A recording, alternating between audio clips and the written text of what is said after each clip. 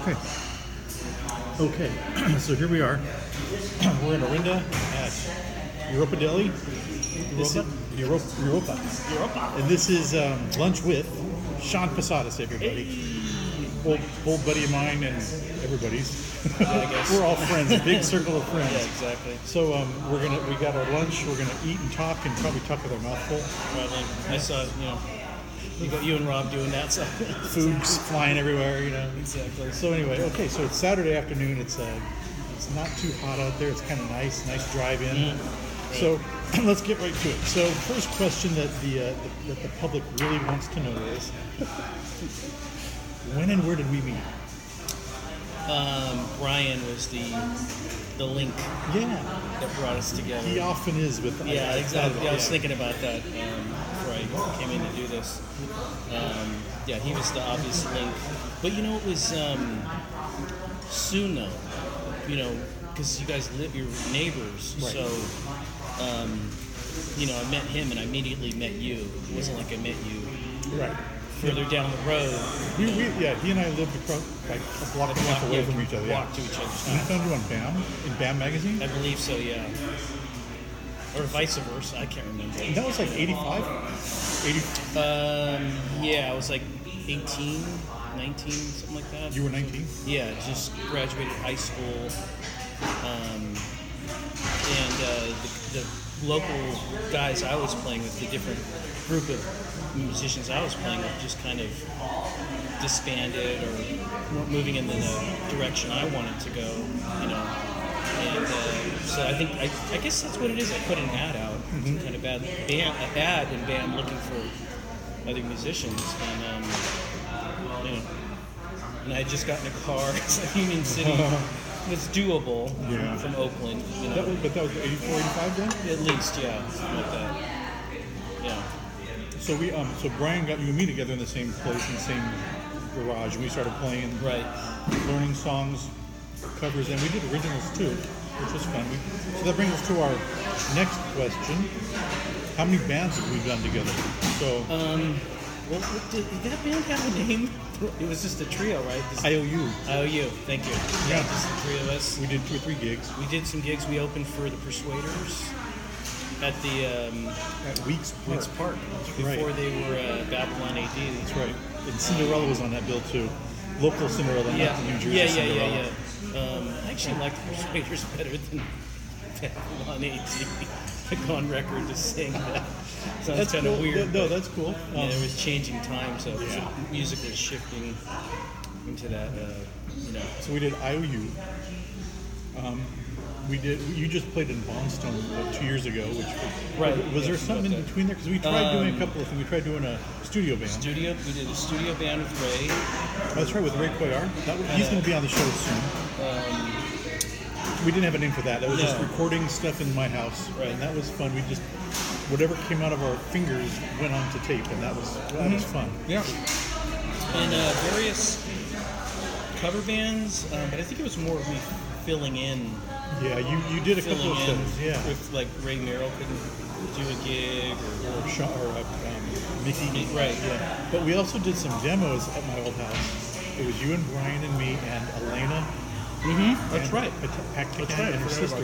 And we did 2 songs. Yeah.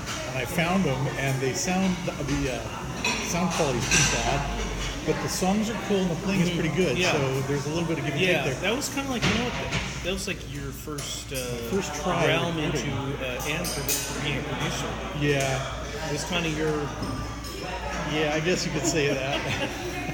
So we did mainly 2-3 bands together.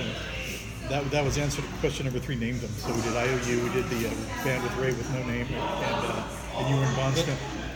We weren't necessarily, bands together. We were always either together or in other bands, but we were always floating around each other. Yeah, playing. Friends. Yeah. I think you might have sat in with Bill's Toupee with Dave Valderrama. Yep. Yeah, that was fun too, like over at Fogies or something. So, okay, so for all those gigs, were there any memorable ones that stand out in your mind? Well, it's funny, I was thinking about that. Sometimes it's the the ones that were when I was younger.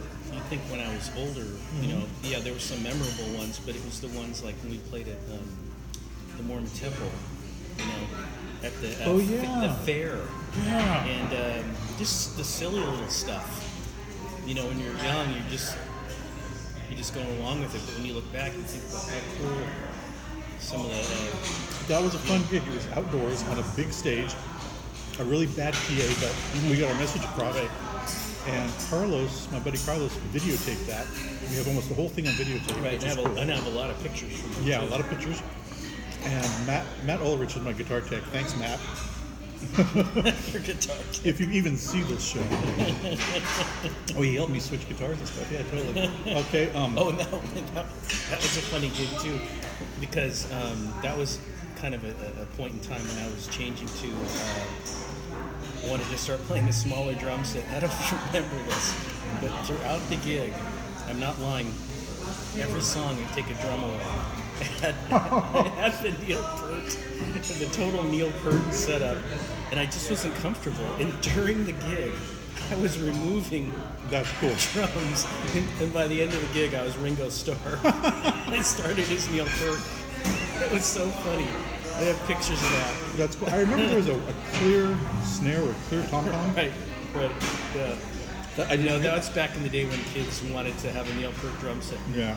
You couldn't afford it, so you just, all the drums were going to match. It was like, too bad. You're just going to have every single piece of equipment. Yep. So I get your remember hands on. We liked that. It was a pink Premier kit, I think. And we liked it because it was the 80s and... Gretsch. It was a Gretsch. Oh, was it? Yeah. Did you have a Premier kit at one time? I did. Okay. Yeah. Pink Gretsch kit. That was awesome. We might have video of that somewhere on YouTube, on this YouTube channel, eventually. So that was fun. The Weeks Park gig was fun. We did like a 20-minute set, mainly originals. I borrowed a speaker cabinet from Rick Martinez. Thanks, Rick. The big Marshall 412. Right. And I wore a tie. It was classy. Oh, and then the gig we were talking about at Mormon Temple behind it. You had I think in the picture you had the cut-off sleeves. Oh yeah. You had it going. We tried. Brian and I, we kind of didn't plan it, but we almost were dressed like. Speaking of Beatles. Yeah. So that was fun. Was it the best gig? You know, of all the times I played with you, I still think that 2016 Bonstone gig in Alameda, that was a highlight. Everybody just burned on that show. Yeah. Man. And I'm looking back at the good crowd. Yeah, cool crowd too. Yeah. And looking back at the video of that, it's like you were just smoking, and it was so fun. I really dug that gig. I mean, the other ones were fun, but that one just stood out in my head. Sometimes you can't predict that stuff. It's just something in the air, whatever. You don't think of it going in, right? It just happens. Yeah, and it all just clicks. It's like, you're in the moment and rocking them. Now, I thought about this question, the worst gig we ever did. And it was kind of like, we didn't really do the gig, but we went and set up. Do you remember this? It was in Oakland, up on Highway 13. It was like a Battle of the Bands thing on a baseball field. And we got there at like 10 o'clock in the morning on a Saturday, and we set up, and there was one other band, and then like the person who moderated it came by and said, it's canceled, no one's showing up. Oh, yeah. And we were going to try to win $150. Yeah, I do remember that. Yeah. And that was like the worst. I remember you have a friend, Sean, his name was Sean McDonough. And he had a van. Yes. He had a Volkswagen van. Do you know what I'm about to say? No. We were standing there, and he's in his van with idling, and with his foot on the brake, and you and I are standing at the passenger side of the van, talking to him through the open window, and you're to my right, and I'm here, and he's in the driver's seat, and I guess he let his foot off the brake, and you screamed out, "You're on my foot!" And he rolled on your foot, and then he's like, I think he put it in reverse and backed off. But he was... I always that day. I remember that. But that was a terrible gig because we barely got set up and told that it was canceled. So that sucked. Well, when you're young, that's just part of it. There's so much disappointment, and it means so much to you because you're trying to get somewhere as a musician. And we were going to try to win $150, which was a lot of money. Yeah. Maybe a lot of drumsticks and drumheads. Heck yeah. And we did a party at my cousin's house. Yes. That was San fun. Lorenzo. Yeah, that was fun. put mousse in our hair, you know. That was like 85, 86. When I got up and sang, I did a Dawkins song. That's Just right. got lucky, and people laughed at me, and that's when I stopped. No, So I don't think I'll sing again. I don't think anyone laughed at you, to be honest. I don't know. It's But, singing, Sean. Yeah, I don't like. X-nay on the singing. I don't like singing lead. I don't mind singing background, but I don't like singing lead either. Yeah, But you know, that's stuff. But I have videotape of that too, and I think Carlos again videotaped that night, and that was fun. I got a lot of it. So I think the worst gig was the one up on Highway 13. That's I to would me say anyway. so. Yeah, that we were part of. I've done some stinkers, but with you, yeah. So okay, the next question: recording stories. We've done a lot of recording. Yes. I remember one time you came over. I'm not sure if you used your kit or Andy's kit, but you recorded a full track of for Dock of the Bay. Yes. And then you proceeded to put Like keyboards keyboards. over it, Yeah. and it just killed. Yeah. And then I added bass and rhythm guitar, and we were going to have Rob's kid, Max, sing on it, and that never happened. But I played on it, and I kind of did a mix. It sounds okay, but the drums, keys, and bass sound really good. I think the guitar might be a little out of tune. But it's funny, your house that you had was more of a recording studio than a house. Yeah. You know, was that cool. was the purpose of that. Turned into The master bedroom was the drums and performance room. Yeah. The small bedroom was the control room with the mixer and the machines and everything. And that it worked out pretty good. You know, and then the other room across you had. there was amps and storage. Yeah. I'm gonna make sure we're still rolling here, just to make sure.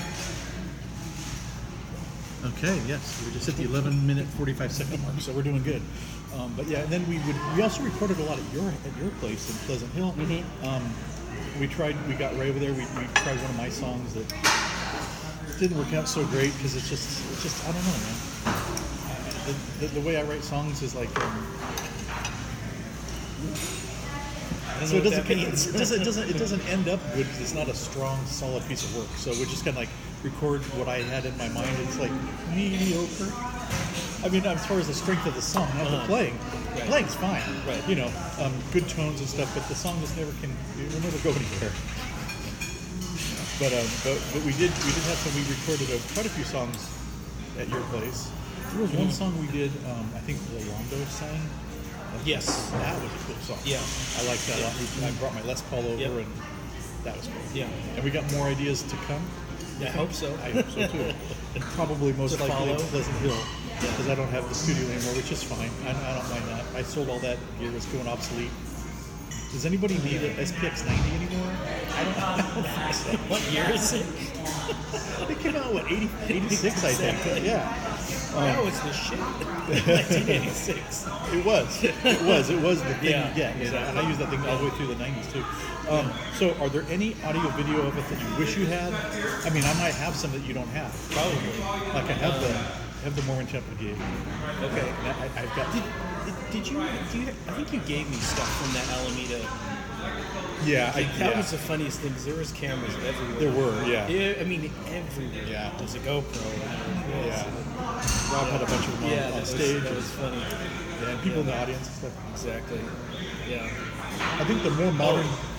Another thing we did is, I think you got on board with, like I said again, it was the stuff when we were younger.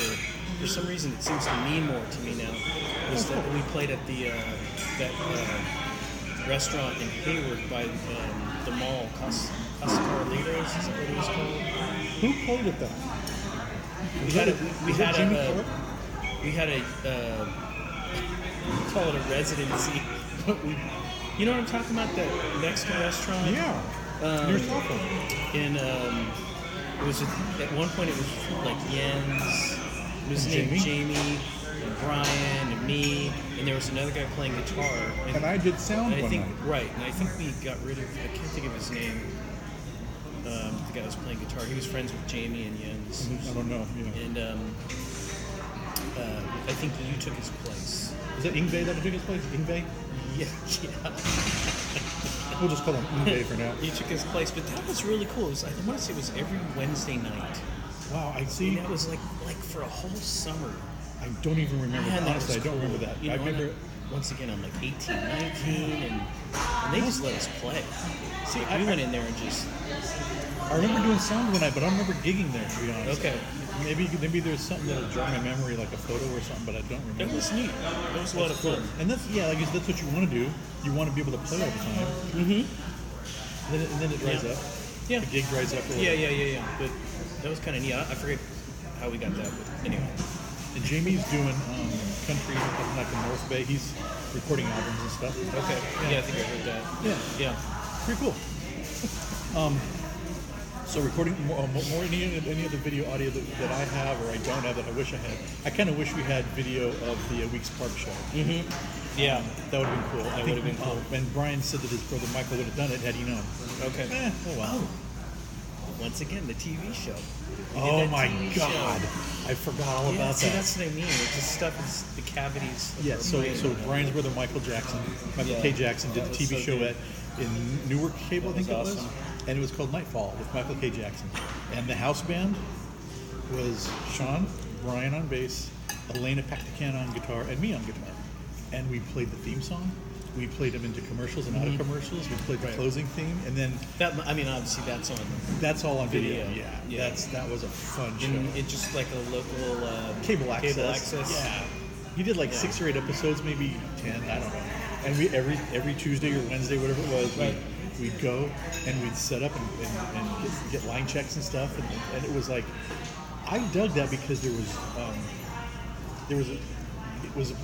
production of it I liked. You know, Yes. having people in the booth letting you know what to do and cueing you in and stuff. That was fun. Right. I wish I could have gone farther with that, but it's all computers now, I hear. I think especially when you're younger like that, you always, first of all, you have the time to go do things like that on a Tuesday or Wednesday night or whatever it is. And second of all, you need to do as much as you can, get as much experience as you can, you know. And I think that was the cool thing about doing the TV show. It was so different than playing to an audience or playing a gig to a crowd. We weren't recording when we were younger. We were just out playing live. Playing live. In some ways, I wish now we're talking about it. Recordings you wish you had. Yeah. Now, of course, you know, young musicians now just bust out their phone. Yeah. Like we're doing. Yeah, exactly. and go for it. Back then, it wasn't any of that going on. We couldn't afford a Tascam 4-track cassette player. Yeah. Recorder. Yeah. We just didn't have it. And video, I mean, God, it's video. Like, $1,500 for a black and white video camera. Yeah. I mean, you could do it, but you know, you had to know somebody with you. Yeah, pretty with the much. machine. So make friends with. Someone, exactly. You know, so there's a lot of gigs and a lot of things we did, rehearsals, whatever, where there was just like it's in the air and gone. You know, it's really interesting because nowadays, you got to think in some ways, kids or just people in general are almost like recording too much or capturing too much information. Things that really aren't as meaningful, or you know, almost in the back of your head, you're like, doing it for the recording instead of doing it to do it. Yeah, exactly. Yeah. Letting it go into the air. Yeah, but I mean, I don't know. I mean, there's something to have, you know, use your mind and have a memory too. Yeah. Just, you know. Something for posterity. Yeah, which is kind of what this show is all about too. Yeah. Just, you know, getting back into it. Yeah. So yeah, there's quite a few things we kind of would like to have heard, but knowing that we haven't, it's like, it's okay. Because it's like you said, it was a learning experience. We learned. Yeah. And I'm kind of glad that I don't have some recordings of some of the things we did. Yeah. Because it was bad. Yeah. But okay, so moving on. What have we gone to very many gigs together? Have we gone to many shows? Not many. Did we go to the Omni to see Mr. Big? Yes. Okay, I remember that. Yep. With Brian and I don't know who else.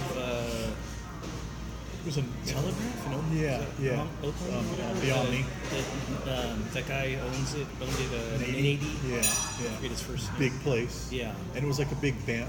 It was Informant Party or something like that. Informant Magazine. I don't know. But Mr. Big did their debut there. Mm-hmm. And that was kind of cool. Yeah. And we were all there. And it was a few shows. It was the era of spiky long hair with hairspray, bolos, fancy cowboy boots, maybe like I had a long duster coat. It was long coats that go past your knees. I had one of those. Yeah, but I mean, some guys would wear 2 or 3 bolos at a time. That was the big thing. And you knew you were cool. You had 3 bolos. Yeah, and mullet. No. And a mullet. I'd have a mullet. No, there's nothing wrong with having a mullet. You don't back have then. one. I had bolo ties. If you have one now, that's not so great. But back then, everybody had them. It was no big deal. You kind of. It's funny how like trends are set, and everyone just gets on board. Yeah. Oh, it's bolos and mullets and cowboy boots. Yeah. Okay. Rock that. That's what we're doing for the next couple of years. Get on board. Make sure you got plenty to choose from. Yeah. So that what was the question then? Or what are we going to shows? Yeah, we didn't go to very many other shows. I remember. I think we might have been went to Rush. Not me and you. No. Are you a Rush fan? I Me and was Joni in were watching 81, the Rush thing last night. I don't know if Tom's that into. I was a Rush, but Brian and I had a gig with Taylor Project one night, and that was the night I think he went to the Stone to see Dan Reed Network, and we were bummed, man, because it was just another gig for us, another cover band gig for us. So you got to go see Dan Reed. Man, I know we really wanted to go to see that. Man.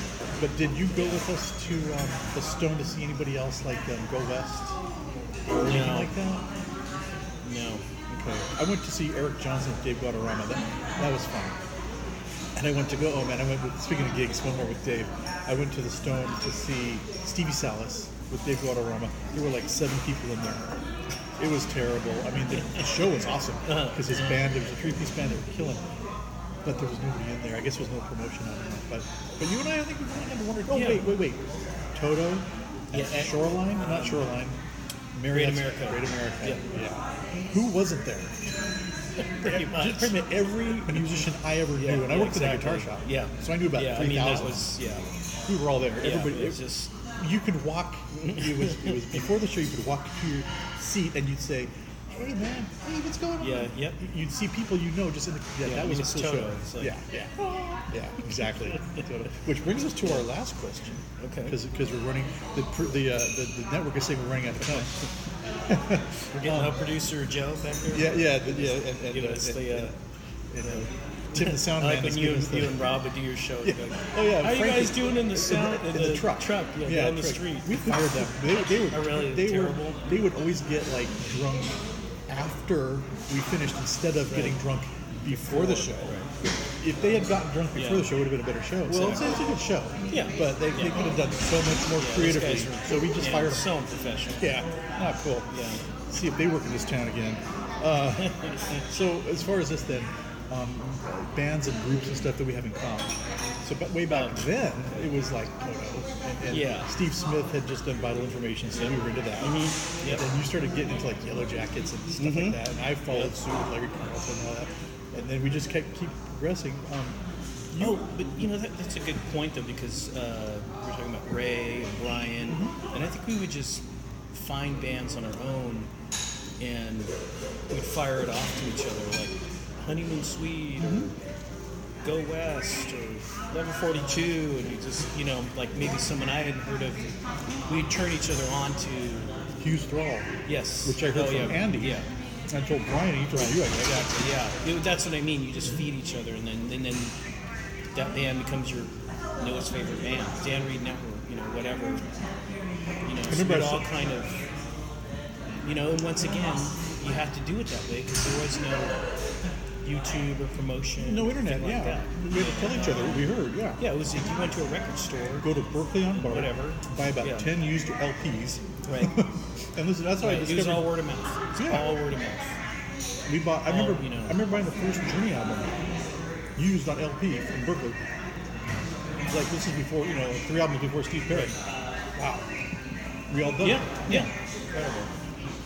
So now we're like listening to, we were talking about, like we got into this Miles Davis stuff and John Coltrane and stuff. It's like, I listen to that all the time now. Right. I don't listen to rock right now. I might again in a couple of years. But right now I'm just digging all this 50s and 60s jazz, man. And you're into that too. Yeah, totally. Especially when I was first starting out in piano. My teacher was just like, Andy Oswald, he was just like, and then you just absorb that stuff. You find the stuff you like. Exactly. You keep that. Yeah. And you know, you like it or you don't. There's that stuff. I don't think there's really any in between that kind of jazz music like that. Well, you know, it takes time to absorb. And being a musician, you're a percussionist and a keyboardist, and you dabble a little in guitar. Are you like me, where you could listen to the beginning of an album, and you know if you're going to like it or not? Just that quick? Yeah. It's like, I don't something dig has to capture you. Something there has to be a vibe.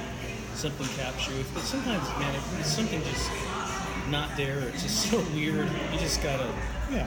Really, and but you know. It. Yeah. Oh, totally. Yeah. Totally. Yeah. So right now we got a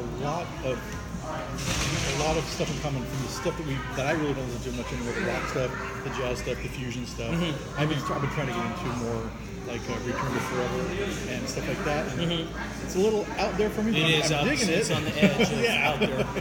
Yeah. And LD Miller stuff. That late '70s, early '80s LD Miller stuff's fun. And it's weird because there's stuff like that.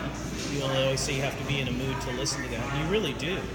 Because you can't, man. Sometimes you put on something like that, you know, Chick Corea and stuff like that. Man, I can't listen to this right now. You have to be in a different headspace or the right, mood to really take it in. Yeah, really. You know. Oh yeah. You know. On the way up here, it was about it should have been a 25-minute drive. It turned out to be at 45 minutes. I was listening to Jeff Gola. Okay.